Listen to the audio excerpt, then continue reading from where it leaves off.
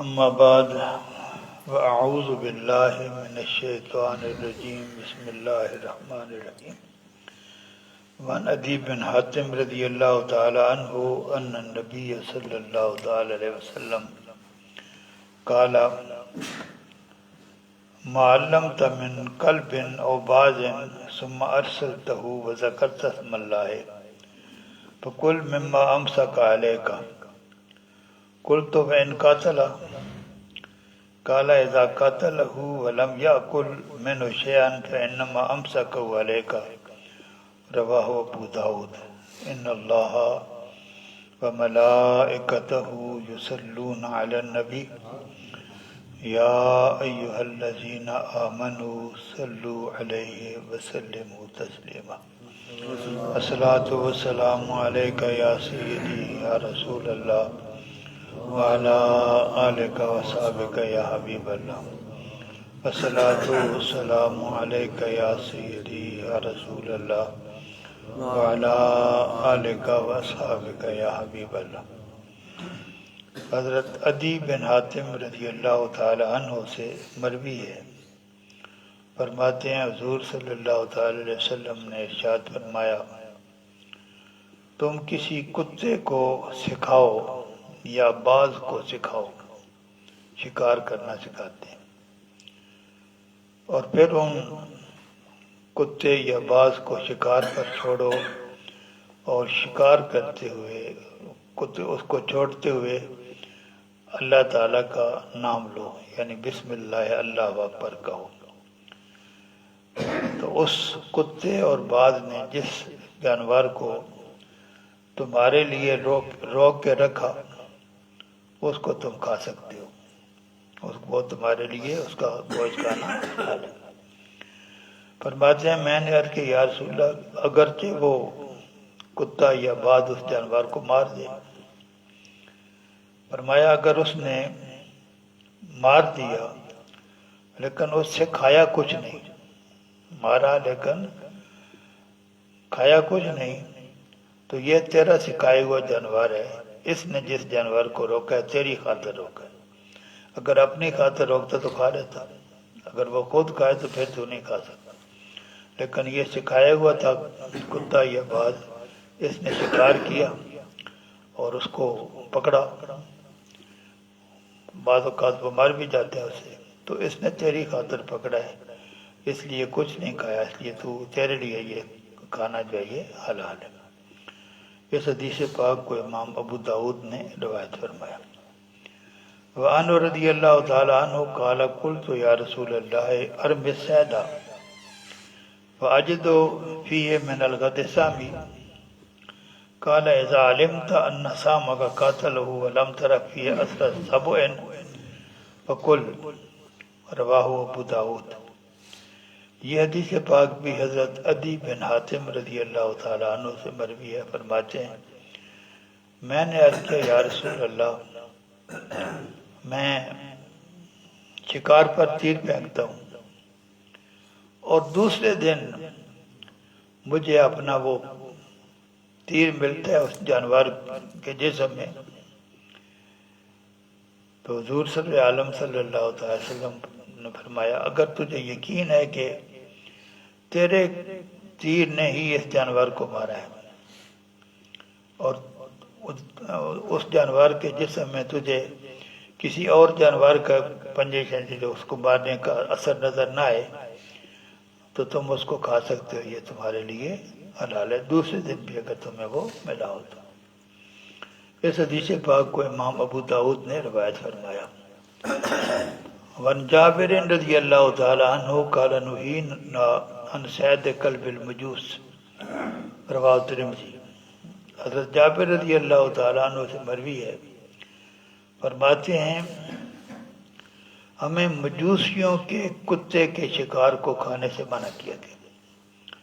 مجوسیوں کا مضبوط جو ہے وہ جو جانور ذبح کریں وہ حلال نہیں، کچھ عیسائی اور یہودی جو اہل کتاب کہلاتے ہیں یہ اگر ذبح کریں تو چونکہ وہ اللہ کا نام لے کے ذبح کرتے ہیں ان کا جو ہے وہ کھانا حلال ہے، لیکن مجوسی، ہندو، یہودی دوسرے اپنا جو اہل کتاب نہیں ہیں، مشرکین ہیں، ان کا ذبیحہ جو ہے وہ حرام ہے، لیکن اہل کتاب کا اس کی اجازت دیتے ہیں آپ کا دین۔ تو حضرت جابر رضی اللہ تعالیٰ عنہ سے مروی ہے، فرماتے ہیں کہ ہمیں مجوسیوں کے کتے وغیرہ کا شکار جو ہے اس کو کھانے سے منع کیا گیا۔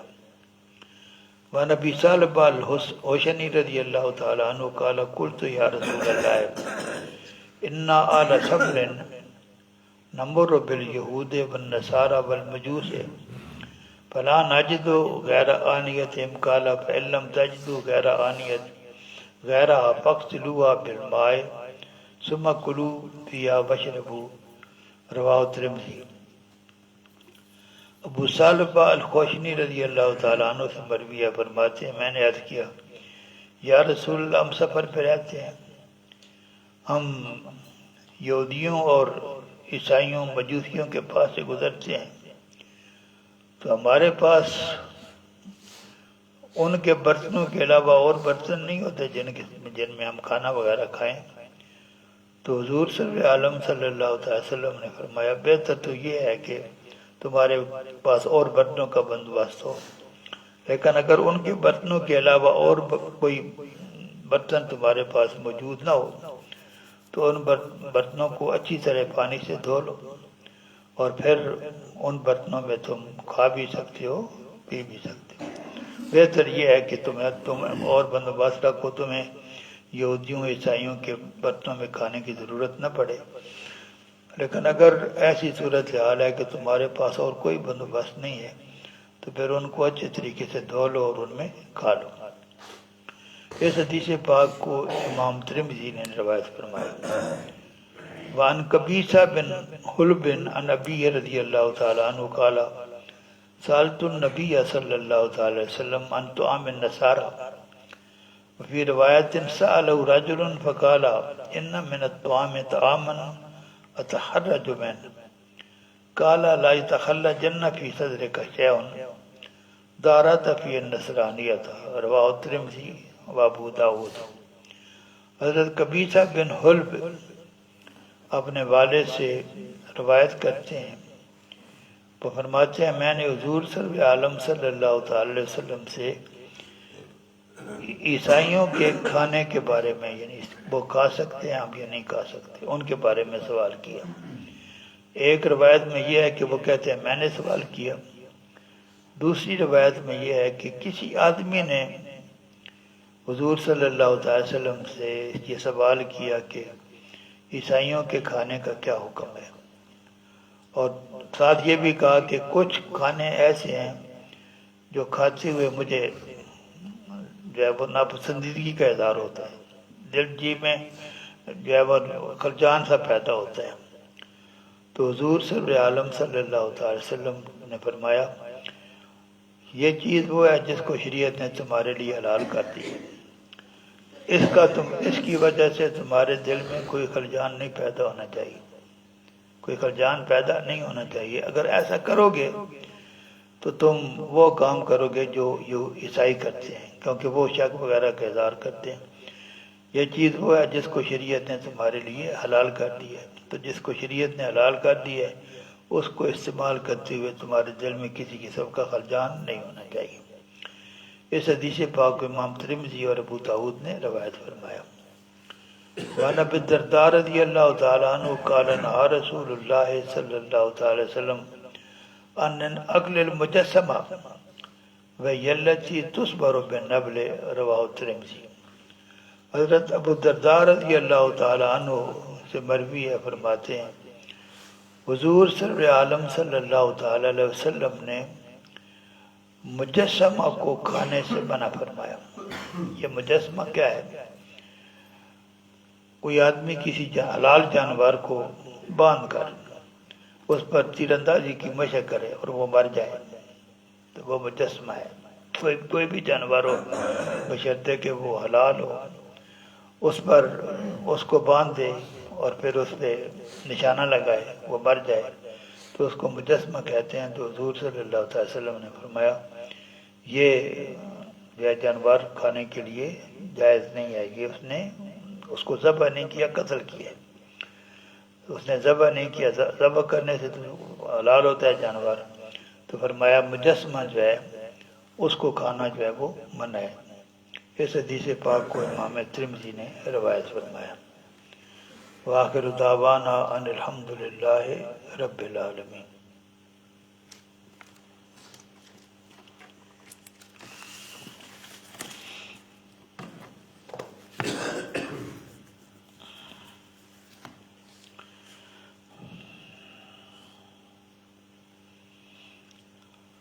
معتکف اعتکاف کی بحث چل رہی تھی۔ معتکف کو مسجد سے نکلنے کی اجازت نہیں ہے بلا ضرورت۔ ضرورتیں تین قسم کی ہیں، ایک حاجت شرعیہ، ایک حاجت طبیعہ اور ایک حاجت ضروریہ۔ حاجت شرعیہ جو ہے وہ جمعہ عیدین اگر آ جائیں اس میں، کیونکہ باقی جو 5 نمازیں ہیں ان کے لیے آپ نہیں نکل سکتے، کیونکہ شرط یہ ہے کہ آپ ایسی مسجد میں اعتکاف بیٹھیں گے جہاں 5 وقت کی نماز جو ہے باجماعت ہوتی ہے۔ اعتکاف کے لیے شرط ہے کہ ایسی مسجد ہو جس میں 5 وقت کی نماز باجماعت کا بندوبست ہو۔ ہمارے علاقے میں، ہمارے زمانے میں اکثر مساجد ایسی ہیں جہاں 5 وقت کی نماز باجماعت نہیں ہوتی، تو وہ ایک ہیلا سا کرتے ہیں، رمضان کے دنوں میں جماعت کا بندوبست کر لیتے ہیں۔ اللہ قبول کرنے والا ہے۔ بہرحال جو شریعت نے جو اس کے لیے شرط لگی ہے کہ وہاں باقاعدگی سے 5 وقت کی نماز باجماعت ہوتی ہے، تو معتکف کو جو ہے نا 5 نمازوں میں سے کسی نماز کو جماعت کے ساتھ ادا کرنے کے لیے تو نکلنے کی اجازت نہیں ہے، جمعہ یا عیدین کے لیے جانے کی اجازت ہے۔ عیدین کے لیے جو اعتکاف نفلی ہو سکتا ہے، دوسرا تو یا کسی نے جب مانی نظر مانی کہ میں عید والے دن اعتکاف کروں گا تو اس کو بھی عید کی نماز پڑھنے کے لیے نکلنے کی اجازت ہے۔ دوسری ضرورت طبیعہ ہے، جس طرح آدمی پیشاب کرنے کے لیے مسجد سے نکلتا ہے، یہ ضرورت طبیعی ہے۔ اور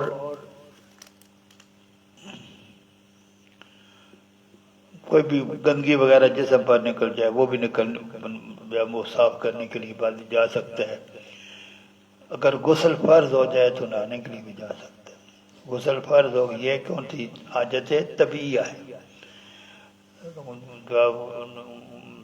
صرف جو ہے نا آدمی غسل کرتا ہے طبیعت کو فریش کرنے کے لیے، اس کے لیے مسجد سے نکلنے کی اجازت نہیں،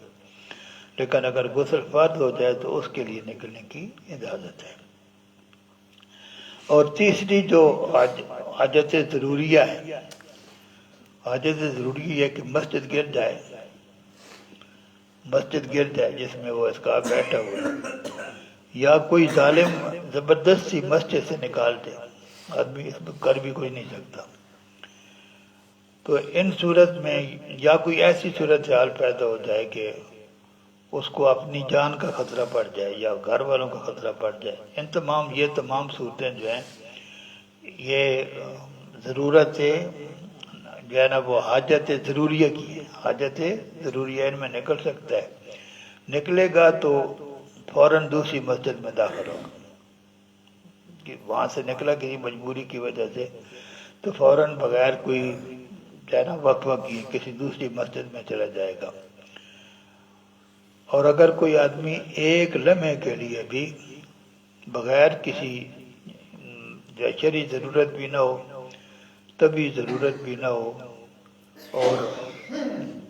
حاجت ضروریہ بھی نہ ہو، مجبوری کی حالت نہ ہو، ان تمام صورتوں میں ایک ساتھ کے لیے بھی آدمی مسجد سے نکلے گا تو اعتکاف ٹوٹ جائے گا، اعتکاف ٹوٹ جائے گا، واجب ختم ہو جائے گا، باقی جو آپ نفل بیٹھ سکتے ہیں۔ اگر آپ نے کوئی منت وغیرہ مانی تھی کہ میں یہ اعتکاف کروں گا تو وہ آپ کا ختم نہیں ہوگا، آپ کو دوبارہ وہ اعتکاف کرنا پڑے گا، کیونکہ یہ پورا نہیں ہوا، ٹوٹ گیا۔